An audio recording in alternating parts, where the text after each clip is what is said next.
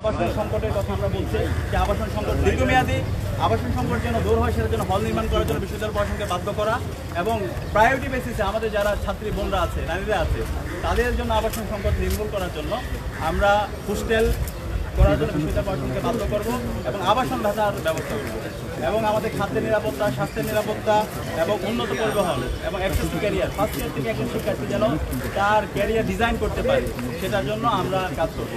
তো আমরা বিশ্বাস রাখি ঐক্যবদ্ধ শিক্ষার্থী জোটের যে অ্যাক্টিভিটি সেই অ্যাক্টিভিটি এবং যে ইস্তাহার সেটার উপর ঢাকা বিশ্ববিদ্যালয়ের শিক্ষার্থীরা আস্থা রাখবে এবং ইনশাল্লাহ আমরা 9 তারিখ শিক্ষার্থীদের ব্যালট বিপ্লব দেখতে পাবো ইনশাল্লাহ এবং শিক্ষার্থীদের ম্যান্ডেট পেয়ে আমরা শিক্ষার্থীদের আকাঙ্ক্ষার স্বপ্নের ঢাকা বিশ্ববিদ্যালয় বিনির্মাণ করবো এবং সে কারণে আমরা আমাদের স্লোগান দিয়েছি স্বপ্নের ক্যাম্পাস গড়ার পথযাত্রে আমরা থামবো না।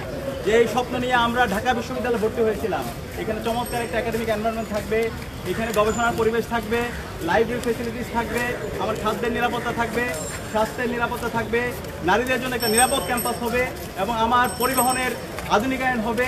সেই ধরনের একটি স্বপ্নের ক্যাম্পাস বিনির্মাণ না হওয়ার আগ পর্যন্ত আমরা থামবো না, আমরা আমাদের লড়াই চালিয়ে যাব এবং সেই স্বপ্নের ক্যাম্পাস বিনির্মাণ করার জন্য সঠিক এক্সিকিউটিভ প্ল্যান বিনির্মাণ করা এবং সঠিক পলিসি নির্ধারণ করার জন্য আমরা বিশ্ববিদ্যালয় প্রশাসনকে বাধ্য করব। সবাইকে অসংখ্য ধন্যবাদ।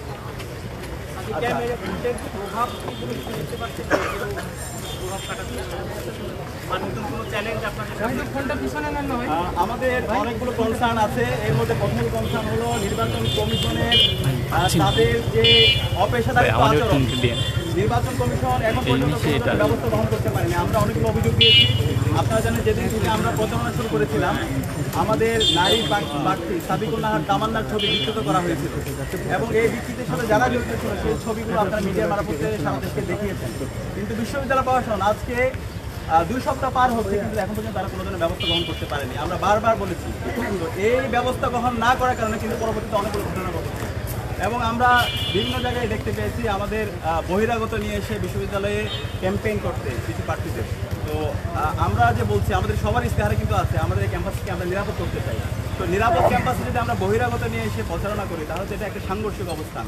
তো এরকম যারা করছেন এবং এদের বিরুদ্ধে বিশ্ববিদ্যালয় প্রশাসনের ব্যবস্থা গ্রহণ করতে না পারে এবং নারীদের বিরুদ্ধে যারা সাইবার বুলিং করছে, যারা হ্যারাসমেন্ট করছে, যারা সেলফ শেমিং করছে তাদের বিরুদ্ধে যদি বিশ্ববিদ্যালয় প্রশাসন নির্বাচন কমিশন যদি ব্যবস্থা গ্রহণ না করে তাহলে একটি সুস্থ ফ্রি ফেয়ার ক্রেডিবল ইলেকশন তারা কতটুকু আয়োজন করতে পারবে সেটা নিয়ে আমরা আশঙ্কা অনুভব করছি। আমরা নির্বাচন কমিশনকে বলেছি যে অভিযোগগুলো সেই অভিযোগ বিশেষ করে নারীদের বিরুদ্ধে যে অভিযোগ এসেছে আমাদের প্রার্থীদের বিরুদ্ধে ক্রমাগত যে সাইবার বুলিং হচ্ছে, হ্যারাসমেন্ট হচ্ছে সেটার বিরুদ্ধে যেন তারা যত্ন নেওয়া। আর একই সাথে আমরা বলেছি আমাদের মাত্র 8টা সেন্টার। আপনারা জানেন বিশ্ববিদ্যালয় এবছর আমাদের ভোটার প্রায় 40,000-এর কাছাকাছি। তো এই 8টি সেন্টারে যদি আমরা আশা করছি এখানে এবার সর্বোচ্চ সংখ্যক আমাদের ভোটাররা ভোট দিতে আসবে ইনশাআল্লাহ, সর্বোচ্চ সংখ্যক ভোট কাজ হবে। কিন্তু যেই জায়গা কনজাস্টেড এরিয়ায় যদি আমি বলি হচ্ছে আমাদের যেটা সেন্ট্রাল ফিল্ডে এখানে 3টা হলকে দেওয়া হয়েছে, জগন্নাথ হল, এরপর হলো জহু হল, SM হল, জিমনেশিয়ামের যে ছোটো ইনডোর রুমটা আছে এখানে ওই জায়গায় প্রায় 6,000 ভোট। কীভাবে তারা কাজ করবে? খুবই কনজাস্টেড এরিয়া।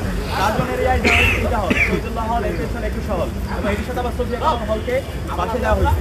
প্রায় 10,000-এর মতো ভোটার ওই কার্জনের মতো একটা জায়গায়, ছোটো জায়গায় যেন 10,000 ভোটার একত্রিত হয় এবং প্রত্যেক ভোটারকে আবার 140টা করে ভোট দিতে হবে।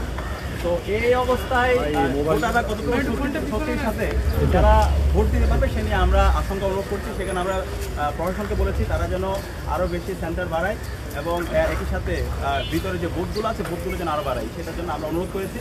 এবং একই সাথে আমাদের 2টা হল ক্যাম্পাসের বাইরে আছে আমাদের বোনদের, কোয়েতমৈত্রী হল এবং বঙ্গমাতা হল। সেই বঙ্গমাতা এই 2টা হল আমাদের যারা ভোটার আছে তাদেরকে ঢাকা বিশ্ববিদ্যালয় ক্লাবে এসে ভোট দিতে হবে। এত দূরে এসে ভোট দেওয়া তাদের জন্য অনেক কঠিন হয়ে যাবে। আমরা বলেছিলাম সমাজ কল্যাণ ইনস্টিটিউট আছে, সেই সমাজ কল্যাণ ইনস্টিটিউটের জন্য তাদের জন্য ভোটের ব্যবস্থা করা হয়। তো এখন পর্যন্ত বিশ্ববিদ্যালয় প্রশাসন সে আগের অবস্থায় আছে। তো এই সব মিলিয়ে আমরা একটু উদ্বিগ্ন ভোটাররা তারা যদি হচ্ছে ফ্রেন্ডলি একটা এনভায়রনমেন্ট না পায় এক্ষেত্রে তাদের জন্য ভোট দেওয়া অনেক কঠিন হয়ে যেতে পারে। সেখানে বিশ্ববিদ্যালয় প্রশাসন, নির্বাচন কমিশন আমরা আশা করব ভোটারদের জন্য একটা ফ্রেন্ডলি এনভায়রনমেন্ট এনশিওর করবে। একই সাথে আমরা যারা প্রার্থীরা আছি আমরা সবাই যেন আমাদের জায়গা থেকে দায়িত্বশীল আচরণ করি। ভোটাররা আশা করছি যারা দায়িত্বশীল আচরণ করছে তাদেরকেই তারা তাদের প্রতিনিধি হিসেবে বেছে নেবে ইনশাআল্লাহ। ধন্যবাদ।